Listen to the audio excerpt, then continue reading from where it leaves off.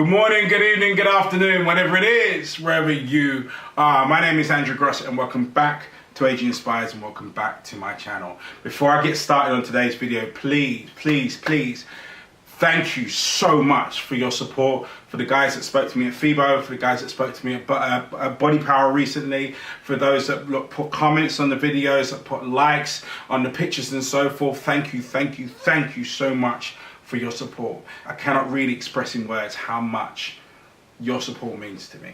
Getting into this video here today, I wanted to try something a little bit different. As you can see in the top left hand corner of the screen here, you'll see that's me getting on a treadmill, and I'll explain why I'm on the treadmill in the corner of the screen as the video goes on. So what we're taking a look at here is that wonderful subject called alcohol. We're not going to go into the effects of alcohol too deeply. That's not the purpose of this. What the purpose of this video here is to illustrate the need. And I say the need, not the want, the need to have some rules around your alcoholic consumption to manage it. If you have a vision or you have a goal and your goal is to manage, whether it be an increase, a maintenance or a decrease in your body weight or your body fat, then I cannot stress to you enough the importance of what you need to do when it comes to managing your alcohol content. So today, as you can see, there's me walking away on a treadmill, looking extremely enlightened and full of vigor. Not. And then we also have this. So this is my bottle of water naturel. Couldn't come up with a French name, I've forgotten the French name for water. So what we're going to do here is, as I'm talking here, I'm going to try and drink this as I would do a glass of wine, against me walking on the treadmill up in the far left hand corner. So when we take a look at alcohol and when you consume it, if you're anything like me, and those of you that know me personally will vouch for this, if I let myself go in a social situation, I can knock back alcohol quite quickly. And my alcohol tolerance is not the highest that I know, but it's by far nowhere near the least. I can handle my own when it comes to spirits and when it comes to wines. Now, whilst that does help you out in a social environment, it doesn't help you out in terms of what you can actually consume in a night's period. It's not unusual for me to go through 2, 3, 4, maybe 5, sometimes 5, depending on how long the evenings are and how long the social event is, glasses of wine as we're going along. But what does that actually mean in terms of calories? If you take the average, and there are some variants into it, because some wines have got higher alcohol content and some have got lowers. But if we take an average amount, the average amount of calories contained in a bottle of wine, whether that be red or white, is 650. That's 650 calories per bottle. Now, think back to the last time that you went out and you had wine. How many bottles of wine disappeared? You starting to do the math? Now, when it comes to my clients themselves in my personal training world, we have a rule, and the rule is quite simple. I don't tell people that they can't go out and socialize, they can't go out and enjoy themselves, they can't go out and drink wine, brandy, spirits, beers, whatever. Never do it. But what I do have is an absolute rule, and that means that if you go out and drinking during the night, you must go to the gym at some point during the following day. Now, the reason why we do that is not necessarily to try and, as you'll probably jump into conclusions of, it's not necessarily to try and counteract immediately the amount of calories that have gone on. At the end of this video, you'll understand how difficult that could actually be. But what it is to put in a psychological rule. If you know full well that you've got to go to the gym the following day, how many of you have actually tried getting out of your bed and getting to the gym when you've got a hangover? If you make it, you're lucky. So therefore, it puts an immediate thing in your head going, right, I've got to go to the gym tomorrow, because Andrew said so. So that means I've got to go lighter. It means I must not drink that much this evening. And that's really the main process of it. If each bottle of wine works out to be an average of 650 calories per bottle, then we can take an average large glass of wine to mean or equate to 206 calories. If we take a look at an average pint of beer, that's about 159 calories there-ish. Again, there are varying marks above and below depending on where the wines come from, where the beers come from, whether it's bottled, whether it's not, etc, etc, etc, etc. There's all sorts of variables around there. But essentially, those are the numbers we're going to work with. Based on that, how many calories did you take in? the last time that you were out? It's quite a bit.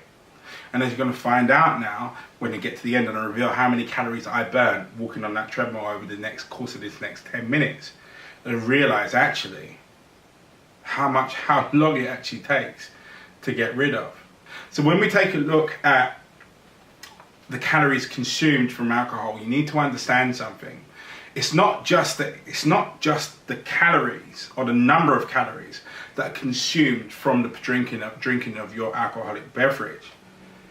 It's the degree to how useless they are. And I mean that, absolutely useless. Your body would have a better time if you ran off to KFC or Burger King or McDonald's and just ate your body weight in that. It would bear better use to that, because at least then it would have some sort of nutritional value. When you consume calories based on alcohol, understand they don't go anywhere until you burn them off. They sit here, here, here, here, in all the places that you don't want them to, until you get into the gym or you get doing something or you get moving to something that equates to them being burnt off the top. They're going nowhere, they're just sat there. And ladies in particular, I'm going to talk to you here just for a brief moment when we approach the subject of cellulite. What do you think it's made of? I spoke to a lady a couple of days ago that was complaining about her cellulite, but she didn't realize what cellulite actually was. She thought it was some sort of skin condition. She thought it was something that was wrong with her skin. And when I broke it down to her, I said to her, actually, really and truly, all cellulite is fat cells sitting in between muscle fibers. She was shocked.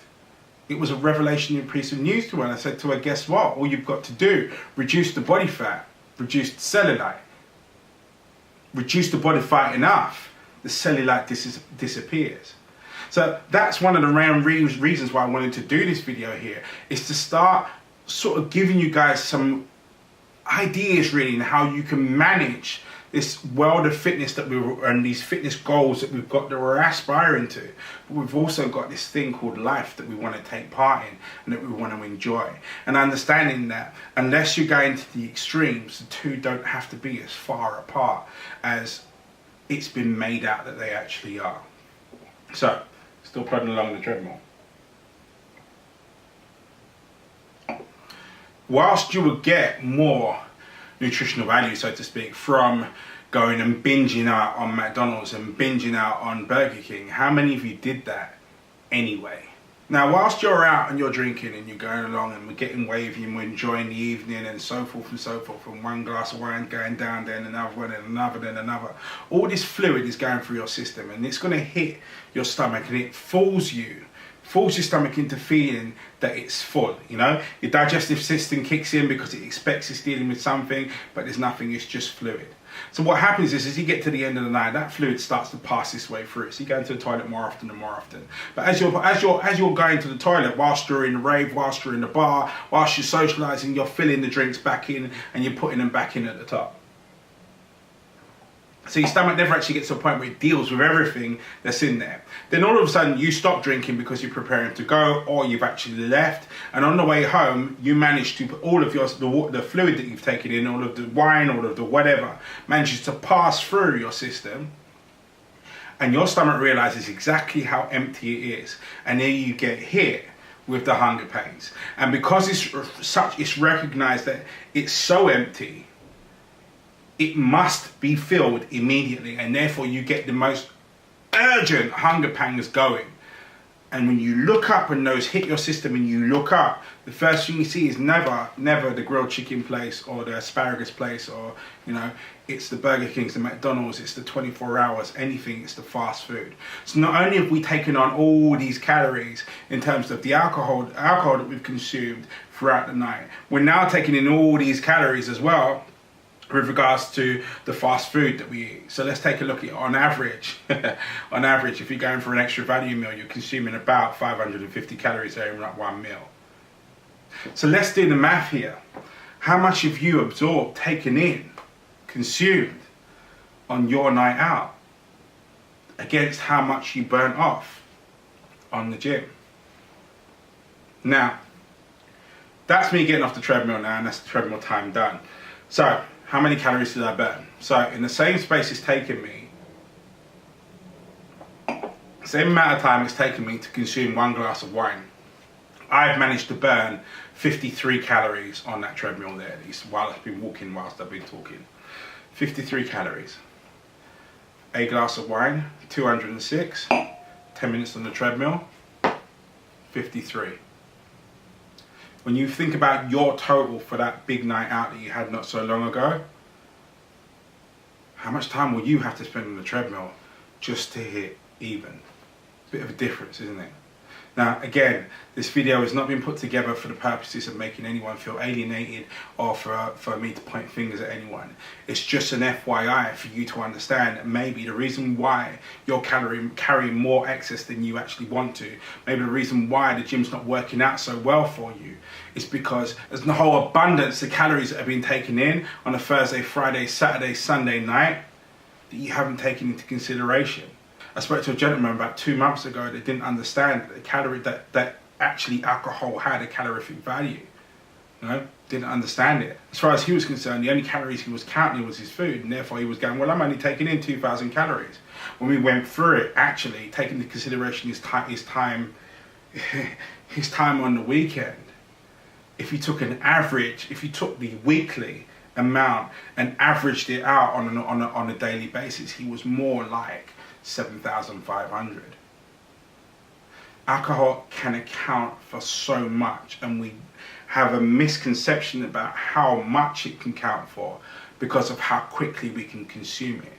And the purpose of this video, number one, is to disassociate that and remove the connection between that, but also to help you plan your life to make sure you still get to achieve the goals that you're looking for, and plan around everything that we've got coming in. Ask me out for another episode. I'll see you on the gym floor.